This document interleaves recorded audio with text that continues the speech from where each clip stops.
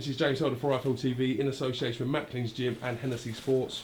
I'm in Monte Carlo today. We've just witnessed GENNADY GOLOVKIN stopping Martin Murray in the 11th round. With me, I've got promoter MICK HENNESSY. How are we doing, Mick?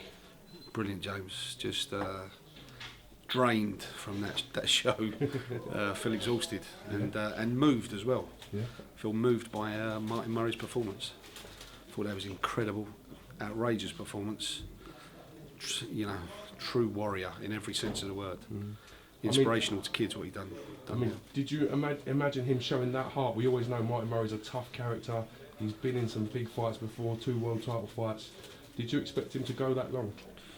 I expected him to put on a quality performance because he's a quality operator. He's got a great defence. As I said before, he's got that peekaboo style and he's a good box puncher. So I expected him to be smart and clever, but I never expected him to go into the trenches with him the way he did and trade the way he did and use the brilliant hand speed he had and match him for his combinations. He was getting it with, you know, brutal combinations off GENNADY GOLOVKIN and he was throwing the same combinations back at him, and he was calling him on, and he just made a spectacle of it. I mean, like, you know, it was a brilliant event, and I'm so impressed with him. It just goes to show me that he can't get himself up for normal fights. He certainly gets himself up for super fights because he should have been a 2-time world champion by now. And tonight he was just up against a fighter that is so special. It's ridiculous. He's going to go down as one of the best fighters that ever lived, I think. Yeah. I mean, where does Martin Murray go from here? Because this is a mammoth task. Do you think this fight has put his stock higher than what it was yesterday? Oh, much higher. I know this sounds a mental thing to say, but he might have even put it higher than what it would have if he had won a world title, because, you know, all the massive audience watching that back in the UK. Yeah. Plus in America, plus in South Africa. Yeah. I mean, everyone loves an underdog. Everyone loves a Rocky story, and that was it, really. I mean, that was, you know, that was true grit. I mean, that was just a powerful performance. I thought he was just brilliant. He took it to him. He come to win. He put everything on the line. He caught GENNADY with brilliant shots all throughout the fight. It was a war. I'm not sure what was going on with the scores. I thought that was a bit ridiculous at times. I think his stock's gone through the roof because someone said it in the ring there that he's the second best middleweight in the world, and I can't see anyone it's giving. A huge compliment. Yeah, huge, especially in a brilliant division like the middleweight division at the moment. Yeah. And I can't see anyone even coming close, remotely close to giving GENNADY GOLOVKIN a fight like that. Would you say that's the biggest show you've put on a TV channel as of yet?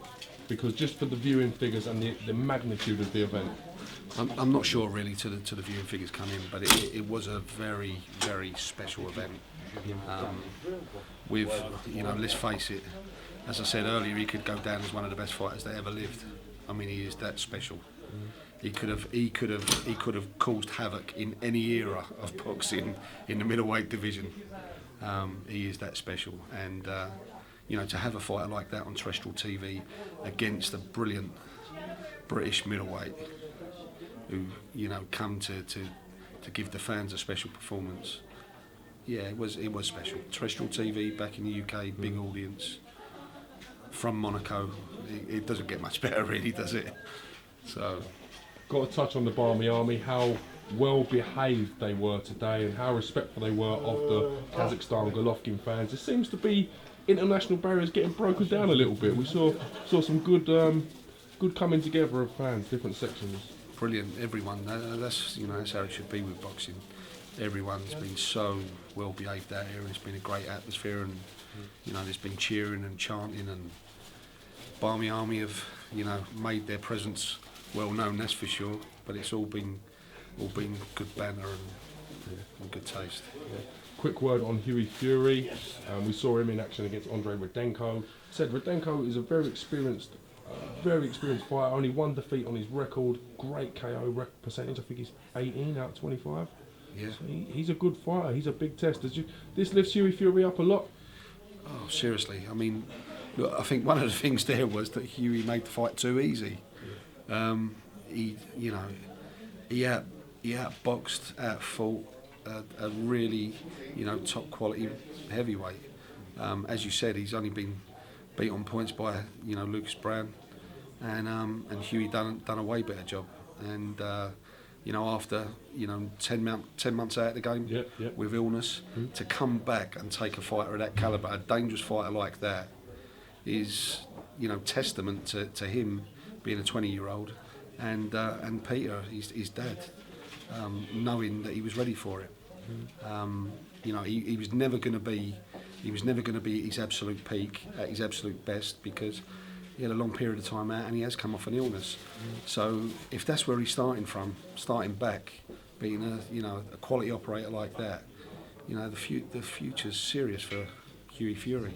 He's going to do big things in the heavyweight division, and, you know, let's not forget, he is only 20 years of age. Well done for reinforcing that, because I think a lot of people do forget that. We see him quite a lot fighting, or we have seen him fight regularly. Yeah. He's obviously very big, very mature for his age. Sometimes people may forget the fact he is only 20 years old. Yeah, definitely, and Peter's only just got him right. This is the start. As I say, he's not 100%, but what a base now we've got to work with him, and he's just going to get better and better. Yeah. And you see in the 10th round there, he turned it on and he started to show, you know... Looks a little bit of glimpses of Tyson Fury, the way he was finishing them last 2 rounds. Shoulder roll, kind of playing with Rudenko a little bit, drawing him on, sticking his chin out. Well, yeah, exactly. Shadows I mean, Tyson.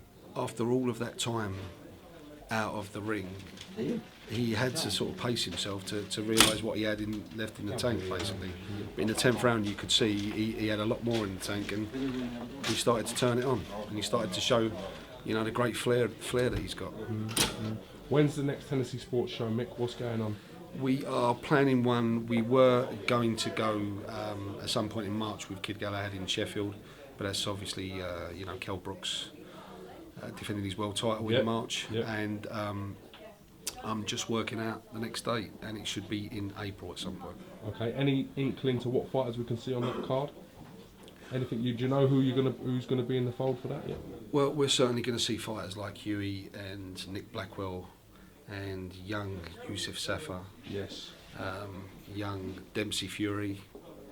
So. Found another Fury, haven't you? Yep, we have. Found another one. Another real talent. Yeah. So yeah, it's going to be a quality. It's going to be a stacked card. We're just working out the headliner at the moment. Okay. Quick word on Tyson Fury versus Christian Hamer, which is coming up at the O2. Yep. Next Saturday. I mean, one fight potentially away from the fight with Vladimir Klitschko. We spoke to Tom Lofer from K2 Promotions. Obviously works with the Klitschkos about this subject. He likes the fight. He loves the fight. They're thinking about whether it could be bigger in Germany, bigger in England. Firstly, could you talk to me about that fight, about Tyson Fury versus Klitschko? Well, it's a fight that Tyson's always wanted. It's a fight that I've always wanted since he turned pro, and Peter's, you know, very, very big on it, likes the fight. I don't believe that Vladimir's been big on it up until recently. Now I believe he believes that this is the biggest fight in boxing, you know, obviously behind Mayweather, Pacquiao. So commercially, I think it's in their ballpark now. There's no other heavyweight they can fight that can make as big a fight. So plus the fact that, you know, Tyson's now mandatory for his title, so it's going to happen. Well, obviously Klitschko's got Jennings to deal with. Tyson Fury's got the small matter of Hamer, risky business to deal with. So hopefully they both come out of that. Will you start talking with K2 and trying to get this mandatory situation date sorted? Absolutely. I mean, look, we spoke to K2. We spoke to you know Team Klitschko in the run up for the April 25th date when there was problems with that. You know, we all spoke, and we was trying to make it for April 25th. Unfortunately, it never materialised. But you know, it shows that there's great potential there for the fight to be made and to happen soon. Last but not least, Mayweather Pacquiao has been announced for May the 2nd. Yep. I know you've not pulled any strings on this one. It's not on Channel 5 as of yet. So can you talk to me a little bit about the fight? Well, yeah, I mean, look, I'd have liked to have seen it years ago, for sure. Of course, yeah. You know, being a big boxing fan, it's a little bit disappointing to me that it never happened a few years ago. Yeah. Glad to see it's on. It's great for boxing worldwide. and I think it's going to be, you know, another points decision, wide points decision for Mayweather, personally. You think so? Yeah. Yeah. Okay. All right. Well, listen. May the 2nd can't come quick enough for all the boxing fans out there. Yeah. It's on. It's happening. All right. Well, listen, Mick. Congratulations on the great card. Well done for working with the South African promoters as well, and we look forward to catching again real soon. Brilliant. Thanks, James. Thanks for making the journey out here and you know, Top man, Mick. giving all the boxing fans what they deserve. I appreciate it. And good to see your boy out here as well. Leave off the sandwiches. Oh, what sandwich? See you soon. See you.